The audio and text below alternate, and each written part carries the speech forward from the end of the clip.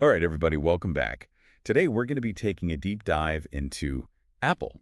Ooh, Apple. Yeah, and we're going to be pulling from this really interesting YouTube video I found. Okay. It's called Secrets from Apple's $3 Trillion Playbook by Myron Golden. 3 trillion with a T. Yeah, $3 trillion. That's a lot of dough. That's a lot of dough. And in the, scheme of things, Apple hit $1 trillion in 40 years and then doubled it in just 2 years and then doubled IT again in another 2. Wow. It's like, what is going on? So that's what we're going to be looking at today, is trying to figure out what's going on. Yeah, what's that secret sauce? What's the secret sauce? Mhm. What can we learn from them, whether we're entrepreneurs or just trying to level up in our own lives? Exactly. And Myron Golden breaks down their playbook into 3 pages. Oh, interesting. And honestly, they're more like foundational principles that have guided Apple's every move, and we'll be exploring those. Okay, great. So let's jump into page 1. Okay. This is all about building what Myron calls the customer acquisition machine. The customer acquisition machine. I like that. And this is where things get really interesting, because Apple, they don't see themselves as a gadget company.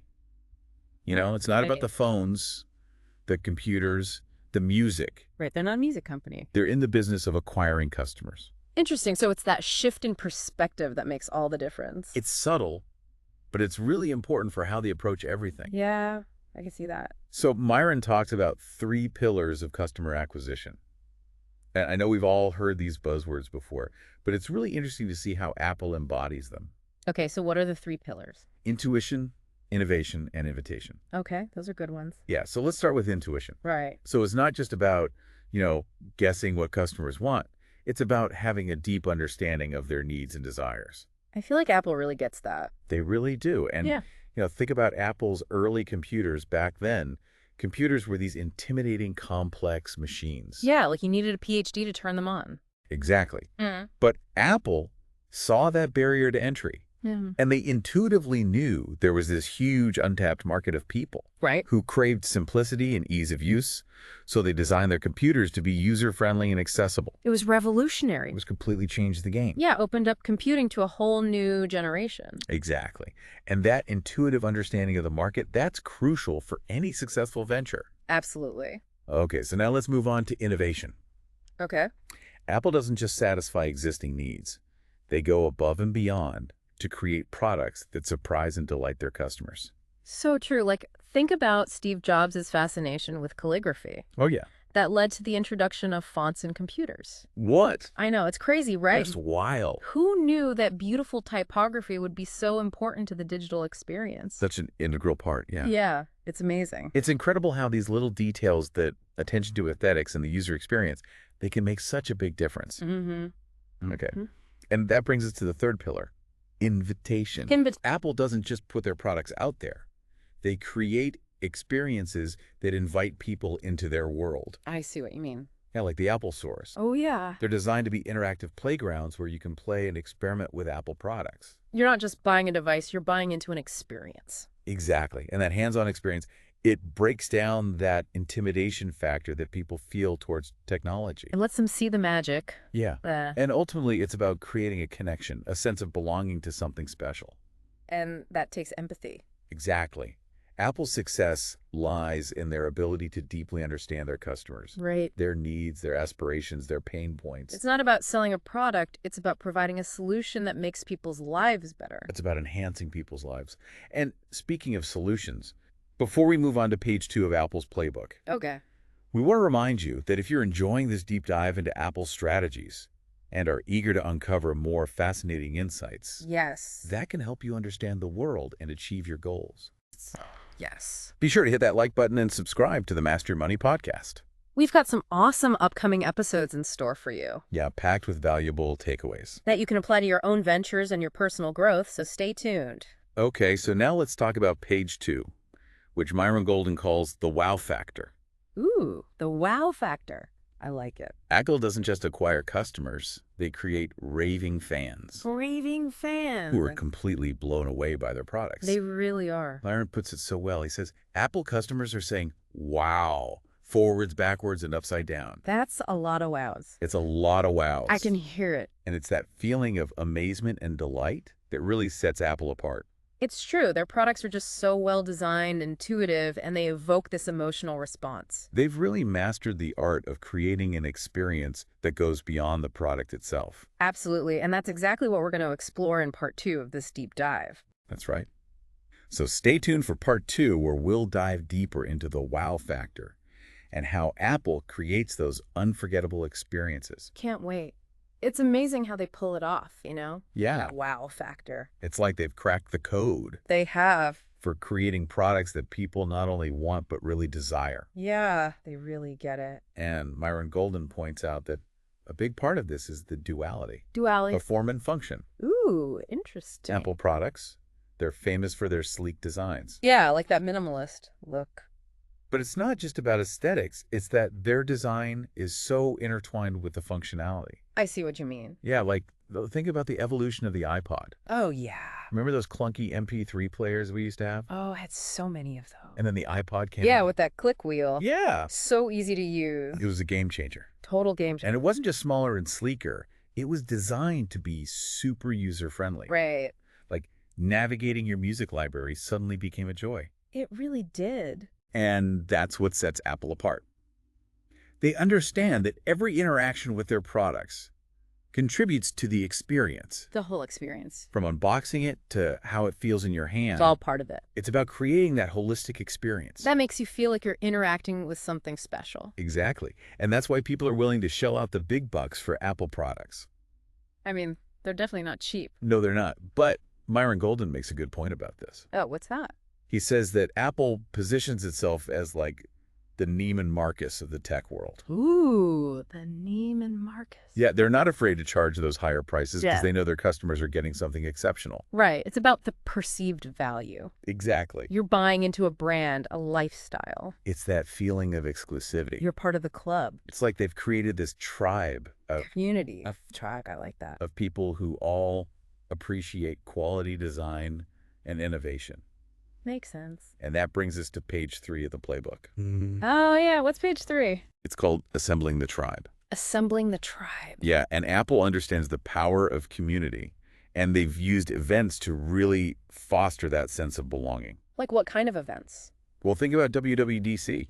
Oh, yeah. The Apple Worldwide Developers Conference. Right. That's a big one. It's not just a tech conference, it's an event. It creates so much buzz. It's all about that hype and excitement. I love it. And it's a chance for developers, designers, everyday Apple users. To come together. Yeah, to share ideas, get a glimpse of the future. Oh, yeah. Get that sneak peek. And these events, they serve 2 purposes. Okay, I'm listening. First, they introduce new products to their existing customers.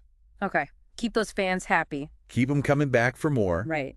And second, they attract new customers. Smart. Yeah, by showcasing those innovations to a wider audience. It's brilliant. It's a brilliant strategy to generate that excitement and drive growth. It really is, and it all comes back to Myron Golden's idea of the income generation machine. Yes, he emphasizes that Apple doesn't just sell products. They create a system A system.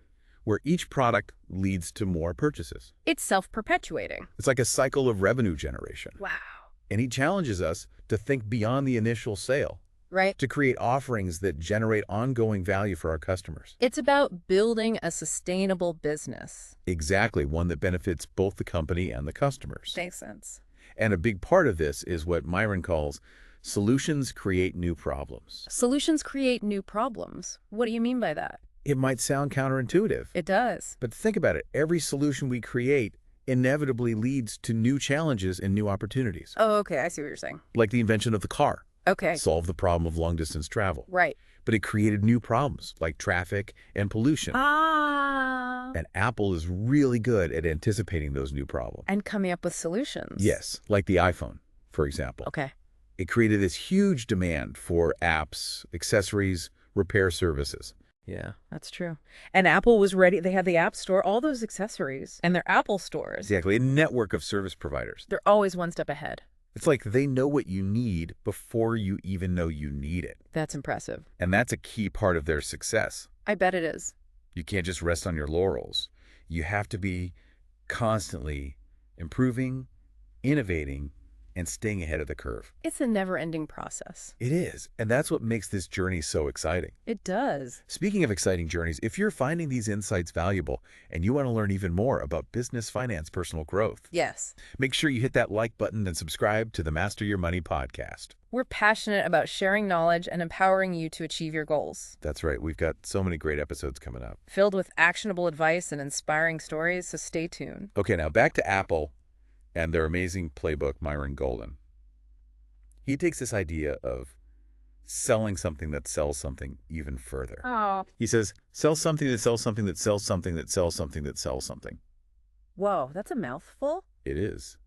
But he's emphasizing the power of creating a sustainable business. Where everything just working together. Exactly. Where each product or service creates new opportunities. It's like a chain reaction. It's about creating a cycle of value and revenue generation. I love it. It's like building a flywheel. A flywheel. Once you get it spinning, it generates its own momentum. That's awesome. And that's what we're going to be exploring in part 3 of our deep dive into Apple's trillion-dollar playbook. Oh, I can't wait to hear more. All right, so we're back, and we're wrapping up our deep dive into Apple's playbook. It's really impressive how they've built such a strong brand. Yeah, and that loyal following. Yeah, those Apple fans are dedicated. They are, and you know, as we've been talking about Myron Golden, It's like a well-oiled machine. it really is. So let's just recap those takeaways one more time. Okay, sounds good. So first, it's all about acquiring those customers. Apple knows their business is built on that loyal customer base, Right. and they prioritize attracting those new customers through innovation, and invitation. They really tap into what people want. Exactly. And then once they've got those customers, they focus on wowing them, Going above and beyond. creating products that aren't just functional, but beautiful and engaging. The whole experience. Exactly. They get that the experience is just as important as the product. And that's why people are willing to pay a premium for Apple. It's that attention to detail, that commitment to exceeding expectations. It creates those raving fans. And then finally, they assemble the tribe. Ah, yes. The power of community. They really leverage events like WWDC to bring their customers together. It's brilliant. It creates that sense of belonging and generates even more excitement. And Myron Golden, he challenges us to take those principles even further. Yeah, he asks, how can you apply that principle of selling something that sells something to create a sustainable business? It's about creating a system where every product or service leads to new opportunities. So think about it like this. Let's say you create a software program. Okay. You could just sell it as a one-time purchase. Right. Or you could create a subscription model. Ah, where customers pay monthly. Exactly. And that not only creates recurring revenue, but it also builds a stronger relationship with your customers. They're more invested because they're getting that ongoing value. And as you improve the software, add new features, you create even more value. It strengthens that relationship. And increases their lifetime value. That's smart. It's like planting a seed and nurturing it into a thriving tree. I love that analogy. And Apple, they've done that so well. They've created this ecosystem where everything works together seamlessly. It's impressive. So there you have it. The secrets to Apple's trillion-dollar playbook. It's been a great deep dive. Yeah, I hope you all found it insightful. And remember, these principles can be applied to any business or venture. No matter what you're doing. It's all about understanding your customers, creating value, exceeding those expectations, and building that community. And if you want more actionable advice and inspiring stories, To help you achieve your goals, make sure you hit that like button and subscribe to the Master Your Money podcast. we're here to guide you on your journey to financial freedom. So thank you for joining us on this deep dive. We'll see you next time. And as always, thanks for listening to the Master Your Money podcast. Use